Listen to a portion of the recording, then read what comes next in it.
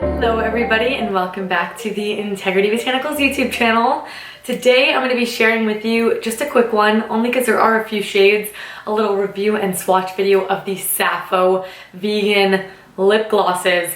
After I shared with you the two new launches in their summer collection, I will link that video down below. The Sappho summer collection is beautiful. A lot of you guys actually asked that I swatch these glosses and I thought, why not? I didn't put the other two on my mouth. I've never showed you guys the other two shades as well, and that means that there are 4 total. So like I already said, these are vegan glosses. They do retail for $25. They also are 70% organic, and the packaging looks a little something like this.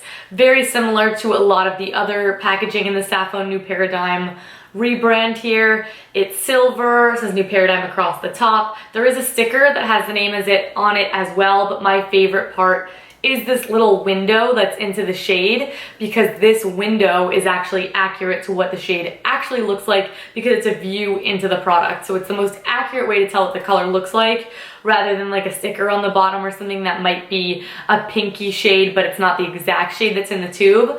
Much appreciated, Sappho. And then when we open it up, it's just a classic doe foot applicator. And when you take it out, you will see that the majority of the product is sitting right here on this angle, making it a little bit easier to just sort of put the product on and then navigate it around the mouth. So, like I said, this is a 100% vegan product as well as a 70% organic product. In here, it is formulated with moisturizing oils, butters, and waxes. I think that's why it's described as a gloss, because as you can see, I'm wearing one right now. It's not super glossy. So some of the ingredients inside include coconut oil, castor oil, jojoba oil, shea butter. They are also sweetened with lemongrass and a little bit of stevia. So I don't really taste a lot, but it is a very vague sweetness for if these do get in your mouth, which lip products just do. It just happens sometimes when we're eating and things like that. So the formula on these is actually really interesting. Like I said, I think they're just called glosses because they're very moisturizing and they are not transfer resistant at all whatsoever. To me, they're more like a lip cream. So these products have quite a bit of pigmentation when you put them on. You guys will notice that as I swatch them. They have pretty minimal shine, but they're also not flat or matte. There's no dry down to these products either. However, I do think the wear time on these, because they're so pigmented and because they're not super slippery, is pretty fantastic. And the feel on the lips, because they're not quite a gloss and also not matte, is really quite comfortable on the lips as well. So I think it's the perfect in-between. It's more like a lipstick, but like a cream lipstick, if you guys know what I mean. The texture of them is very similar to the NYX matte lip creams before they dry down, of course. So when I rub my lips together like that, you'll see that there is a lot of slip to them. I've had this on for about 2-3 minutes now.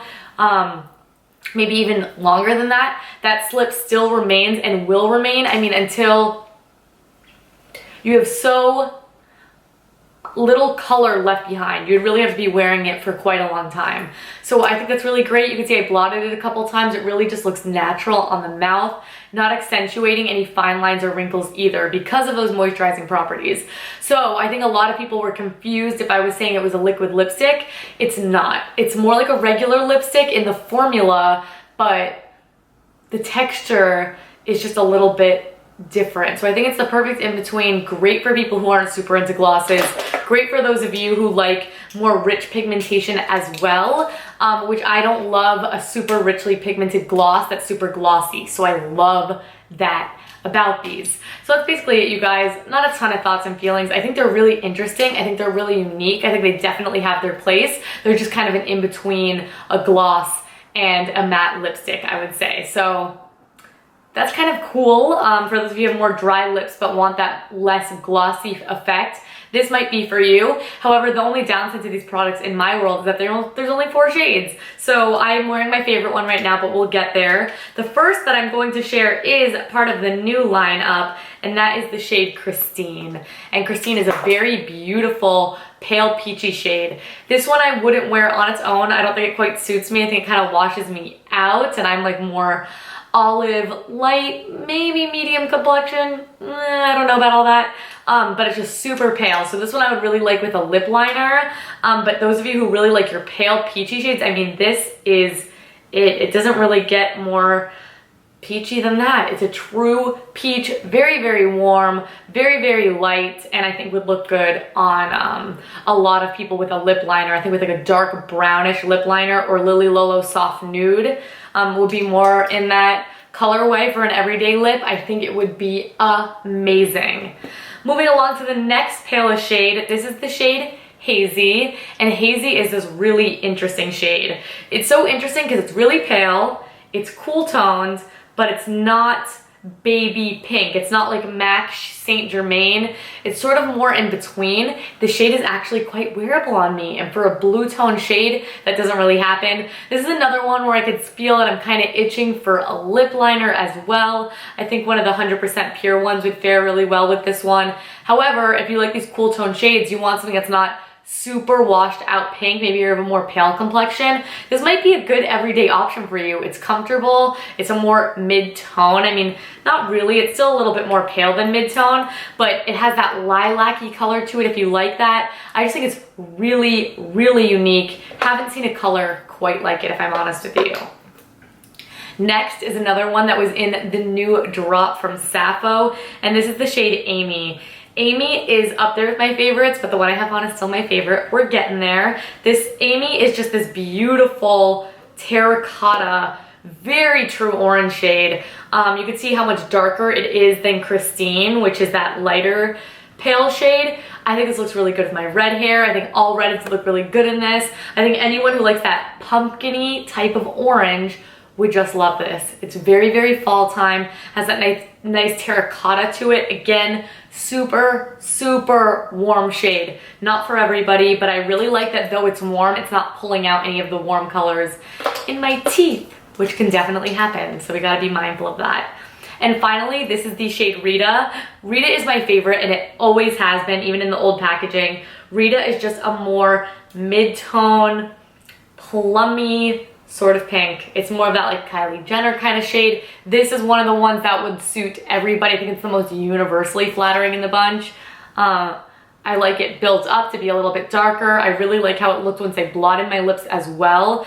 It's a My Lips But Better, but darker. So this is for those of you who want to experiment with color. I talk about this a lot. I really think a lot of green beauty brands are very mindful of the fact that not everybody wants to wear a dark lip every day, and a lot of us are very comfortable wearing a more mid-tone shade. This is giving me very nudist 27 Kisses. If you like that shade, this might be a good one for you. It's wearable, yet you could still definitely punch it up, especially if you played up the eyes. It would really complement a more dramatic look very nicely as well. So I think it's super, super wearable and flattering, and I think that's always important to keep in mind, especially when we're spending a little bit more on a lip product like these. These are $25.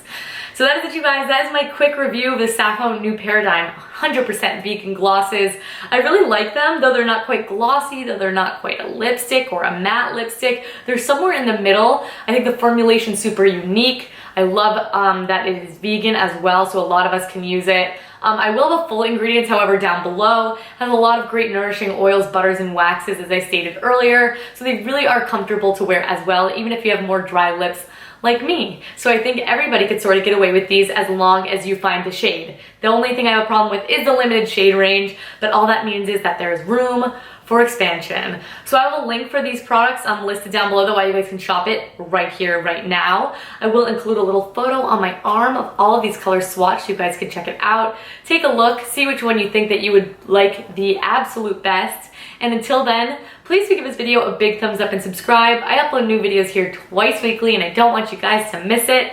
And when I'm not here, we're always posted on our Instagram and other social media handles. I include those down below every single time, so please make sure you check them out. But thanks again, you guys, so much for watching this video. Anything you ever want to see swatched, just drop me a line, and I will catch you guys in the next video. Bye!